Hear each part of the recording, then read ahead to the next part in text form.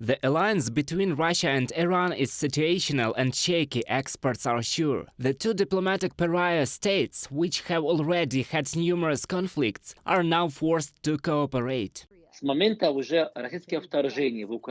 Since Russia's invasion of Ukraine, since Iran is under European sanctions because of its nuclear program and Russia needs weapons, each of them began to take advantage of the other. As it became clear to Russia that it could not win this war in Ukraine and began to look for help, Iran immediately took advantage of Russia's weakness in exchange for drones for other things. And of course, getting the most out of Russia, concessions on the Syrian issue, concessions on the Armenian-Azerbaijani crisis, concessions on the nuclear program, concessions on many things in exchange for drones. Imperial ambitions also unite Tehran and Moscow. The Kremlin dreams of recreating a Soviet Union, Iran, the Persian Empire. The two regimes have enough in common: violation of the civil rights of the population, usurpation of power, and repressions against their own citizens. Iran and Russia exchange experiences on how to suppress protests. Igor Krasnov, prosecutor general of the Federation, visited Tehran. The goal is to exchange information on the fight against rallies and riots. And all this against the background of the second public execution of one of the protesters in Iran.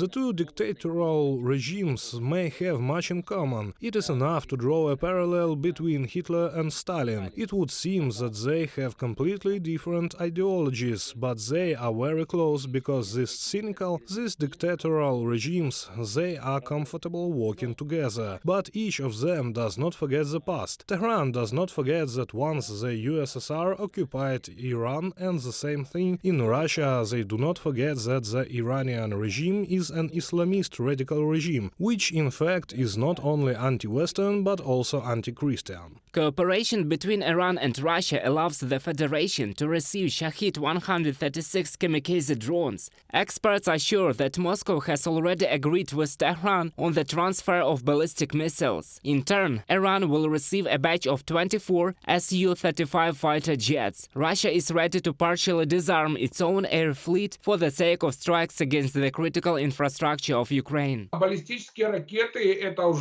Ballistic missiles, this is already, one might say, a thing of the past. Most likely, according to some reports, Russia will receive the first such missiles by the end of this year. This is a very serious danger, because one of the modifications of these Iranian missiles that will be delivered, it has a range of 700 kilometers, while the Russian Iskander has a range of 500 kilometers. And we need to understand that the supply of Iranian missiles is connected with the readiness of the United States to supply Patriot anti-aircraft missile systems, which are the only ones that are the basis of missile defense, not air defense, and which can shoot down these missiles. Experts believe that the Kremlin should not count on long-term cooperation with Iran. After all, Tehran's position is shaky.